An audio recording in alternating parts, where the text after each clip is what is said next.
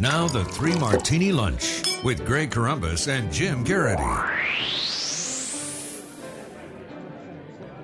And welcome, everyone, to the Friday edition, the Friday the 13th edition, actually, of the Three Martini Lunch, along with Jim Geraghty of National Review. I'm Greg Corombos of Radio America. Good, bad, and crazy martinis for conservatives today, as usual. And 2 out of 3 once again deal with Hillary Clinton. The good comes from Politico. The story says, White House frets return of Clinton way. They thought she'd changed. They thought maybe she'd picked up a little bit from them about how people respond to awkward secret arrangements and contrived ways of not telling the full story. This has been a surprising 2 weeks for aides in President Barack Obama's orbit as they've watched Hillary Clinton's email mess unfold. They're basically saying, the nomination is hers for the taking, and she's basically stumbling out of the gate. It goes on to say that Obama aides had that feeling that Clinton doesn't like to tell the full story even after she joined the administration, and their staffs tried following Obama's and Clinton's leads and building mutual trust almost to the point of suspension of disbelief. Quote, you never feel like you're getting the full story because everyone's got some side deal or some complicating factor, said one former Obama aide, reflecting on dealing with Clinton and her circle. I don't think there was a conscious effort to watch out for scams. It was more just, you know who you're dealing with, unquote. So, Jim, it's obvious that these two have not had the greatest relationship going back to the 2008 campaign, so it's kind of fun to watch the Obama administration distance themselves further and further away from her. Fun, Greg? I think that's I think delicious. I think delightful comes to mind. Because think about it. I mean, basically, there are some unnamed White House officials who are telling major media, yeah, the Secretary of State never trusted her. Shifty character. Just never got the feeling, I trust Hillary Clinton about as far as I can throw her. Okay, then why'd you make her Secretary of State? Right? If she always has this aura of scandal and secret deals and shifty dishonesty and never giving a straight answer or having to parse her, why did you entrust her with a foreign policy for the entire first term?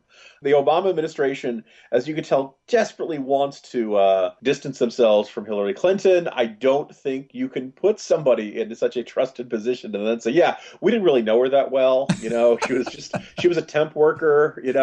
We just coupled with the fact, let's assume that they're correct. And it's very plausible to believe that Hillary Clinton would not share all of the information and all the necessary details with President Obama and his top staff. This is where we could insert audio of Dr. Evil saying, I need the info.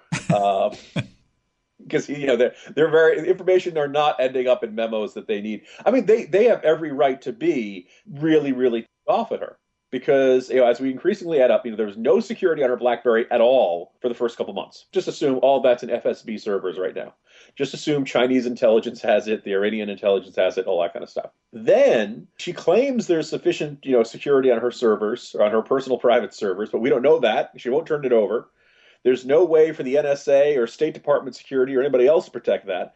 So as we kind of alluded to in a previous Martini, it's very plausible that foreign intelligence have had all of her communications from day one. And if you're the president of the United States, you have this is a huge, huge problem for you. And it may explain if at any point, Obama went into negotiations with Putin or Chinese leaders or somebody like that, and they seemed to know everything he was going to do before he did it. Maybe we know why now, and we may never get the full story on this. But on the one hand, it's kind of delicious to watch the entire Obama administration act like they never met Hillary Clinton and certainly never trusted her.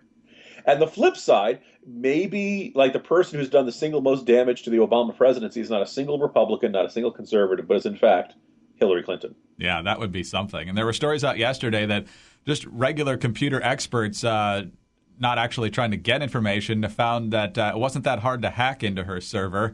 And so it's becoming increasingly clear, it seems like, Jim, that Hillary Clinton literally thought her server was secure because no one broke into her house. Yeah, exactly. The interesting thing is this means that not only does she not understand how computers work, she's never watched a hacking movie. Right? Young Angelina Jolie and Hackers or any of the Matrix movies, like Cyber, the abominably bad Swordfish, right? I mean, Hollywood has been making movies about this for a really long time. And yes, they do very inaccurate stuff. Like if you spill water on a computer, it suddenly explodes, and things like that. But nonetheless, even that gives you a more cursory knowledge of how this works than Hillary Clinton seems to think. So She thinks that if you steal it is the only way to actually steal the emails and such. No wonder she printed them all off. There you go. Exactly. Well, they're safe now. Unbelievable. All right, on to the bad martini now. And there's been a lot of debate about whether Hillary Clinton actually broke any laws. So folks like Andrew Napolitano say yes. Lanny Davis, of course, says no, but Lanny Davis always says no. But anyway, the question came up at a State Department briefing yesterday. Jen Psaki, who's about to become the new communications director at the White House, was at the podium for the State Department, and a very important question came up, and her answer was, let's just say, less than satisfying. A former DOJ attorney has asked if, under department policy, asked if Secretary Clinton, like all officials here in this building, when they depart or separate from office, has to sign something called a Form OF 109. It's a separation statement declaring that when you leave office, you're turn over not just classified materials, but any documents for official purposes. Sure. Did I think she this sign has been asked. It was more than 2 years ago. I don't have an update on that specific question at this point. How hard is it to get an answer to that, Jim? Well, you said, Jen Psaki's answer was not satisfying. That kind of goes without saying, right? Doesn't it? All right, but yeah. So, what's revealing is if the answer was if the answer was yes, they'd be telling us yes, right? I mean that's not that hard. She can go and say, hey, all these files, all these documents are all kept on file somewhere. So the question would be, go to the person who's in charge of State Department archiving and say, hey, did Hillary ever sign the form saying she turned over everything she was supposed to? I'm going to, go on a crazy limb here, Greg, and assume the answer is no. I'm going to assume that she didn't do it. And so there's two observations. One is that we on the right look at elite liberals, the folks who I call the progressive aristocracy. It's, oh, God, how can they think? How can they see the world like this? How can they be so spectacularly wrong-headed? Don't they see the costs of big government? Don't they get frustrated by the nanny state? Don't they find all these rules and regulations impossible to live under? And the answer is no, because they just ignore them. They just simply, here's a really important rule that, when you leave office, you have to sign a document saying you've turned over everything you're supposed to. And it looks like she just didn't do it. And there is all these complicated rules for archiving federal documents, which I think is pretty a broad bipartisan support for, right? We paid for that. We're the taxpayers, right? So we have the right to access everything other than, hey, Bill, will you pick up a gallon of milk on the way home from work today? Unless it's a completely personal message. If that message has something to do with the process of creating policy, then we have a right to look at it, unless there's some, classified information, things like that. And she just ignored it.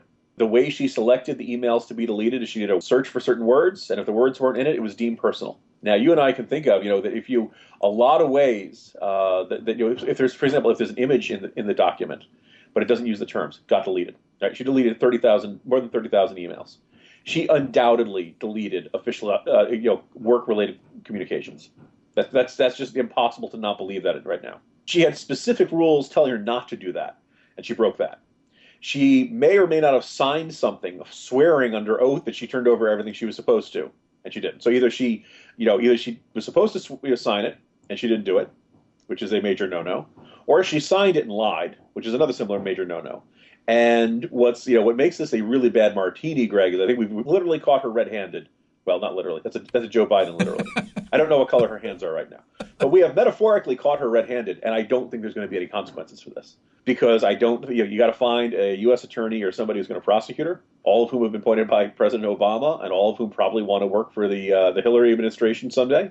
You got to find somebody who's willing to, take her to trial and put her on trial, even though we pretty much have a glaring obvious case here of her breaking the law. That would make it a devastatingly bad martini. But it explains a little bit of why liberals are fans of big government, is that it doesn't affect them.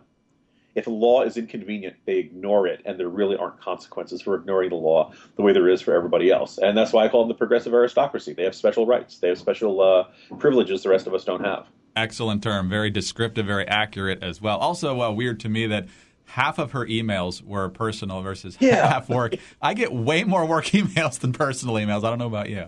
And I ran the numbers. I remember it was like 42 a day, which seems like very little to me. Now, somebody pointed out that I probably get a lot more press releases and stuff that I don't necessarily want to read. But the possibility that this is, when you see that split, that explains a little bit of there were a whole bunch of work ones that just got put into the personal file because they didn't have the right search terms. All right, on to the crazy martini now, Jim. And as regular listeners to the 3 Martini Lunch will know, We are not all that fond of the policies and the practices of the current president of the United States, but I think today's Three Martini Lunch might be best entitled, Good Help is Really Hard to Find for this president. This from the Washington Post. 2 Secret Service agents suspected of being under the influence while striking a White House security barricade drove through an active bomb investigation and directly beside the suspicious package, according to current and former government officials familiar with the incident. This was March 4th, 10:25 that night. A woman hopped out of a blue Toyota near the southeast entrance of the White House, holding a package wrapped in a green shirt and screaming, "I'm holding a bleeping bomb." The woman put the object on the ground, retreated to her car. The agent ran to the car, opened the front passenger side door, and ordered the woman to get out, but she then put the car in reverse and accelerated. The woman eventually sped off. Police secured the area, but shortly before 11, the 2 high-ranking Secret Service agents, returning from a work party at a Chinatown bar about 8 blocks from the White House, drove their government car through the crime scene. According to people familiar with the incident, they drove through police tape, then hit a temporary barricade, using the car to push aside some barrels. Jim, it's bad enough these guys were drunk and driving. That should cost them their jobs probably right there on the spot. But, man, active bomb investigation. This is, once again, getting really serious, just like the guy who made it into the East Room with a knife. Greg, friends don't let friends drink and drive to a bomb scene and go through some barriers and or come close to running over the actual suspicious package. Ask for the keys when you work for the Secret Service. When I was at CPAC, I got a chance to speak to Dan Bongino, who is a former U.S. Secret Service agent, ran for Senate, ran for Congress, and is thinking about running again this year. Really smart, great guy. And I was like, I said to him, what's going on? You're a proud member of the Secret Service. We're used to trusting and holding these guys in high regard. His best explanation was that the move from the Department of the Treasury to the Department of Homeland Security changed the culture of it. It used to be you were in the Secret Service and you were in it for a long time, and then you had your pension, and that was your career.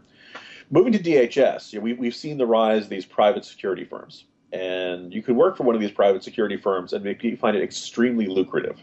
And so all of a sudden, there's kind of a new post-government service career path to these guys. And they, all of a sudden it kind of changes the incentives of the culture of the place. And he said that the culture of the place became a lot more, don't make waves. Everybody be a yes man, do what's say, don't report the problems. It's not a big deal. Just, create the impression of things running smoothly. By the way, he speaks extremely highly of everybody who's on the presidential security detail. He still feels confident that the president is safe, and he thinks that we're not going to have the vast majority of the guys and men and women of the Secret Service are doing the best job they can. His problem really is with the management of it. We've had a couple of bad, embarrassing examples, the Colombian hookers, and then the guy jumping the fence and all that stuff. This one, okay, there's a retirement party for the Secret Service spokesperson, and everybody's going there, and they're having a good time, and you want to wish the guy well as he heads off, into riding off into the sunset. And you get the alarm, the suspicious package at the White House, you got to come back. I suppose if you said, I've had too many drinks, I'm not I'm not fit for duty, that could be embarrassing. But it also would probably be the right choice in the circumstances rather than get behind the wheel of a car when you are perhaps a little too inebriated to do your job accurately. And I think if you're driving through the crime scene, that's a sign you've had a bit too much. But what's really, really worrying about this is that all of this is happening. These are 2 fairly high-ranking guys in the shadow of all the previous problems they've had. And they still go and do something like this. And that's what's particularly unnerving, is that you figure everybody would kind of be walking around on pins and needles. You kind of figure everybody would be on their very best behavior in light of what's going on, and it doesn't appear that they are. So it's very unnerving, very disturbing. And hopefully, the Bongino assessment is correct, that the rank and file are still doing their jobs as best they can. Because, man, are we losing faith in the management these days. Yeah, certainly the case. A lot of the Post story is already talking about whether the guy who just took over as head of the Secret Service is going to be able to survive this politically. So, amazing. Jim, have a good weekend. We'll talk to you Monday. See you Monday, Greg. Jim Geraghty of National Review. I'm Greg Corombos of Radio America. Thanks for being with us today. And be sure to tune in on Monday for the next 3 Martini Lunch. Have a great weekend, everyone.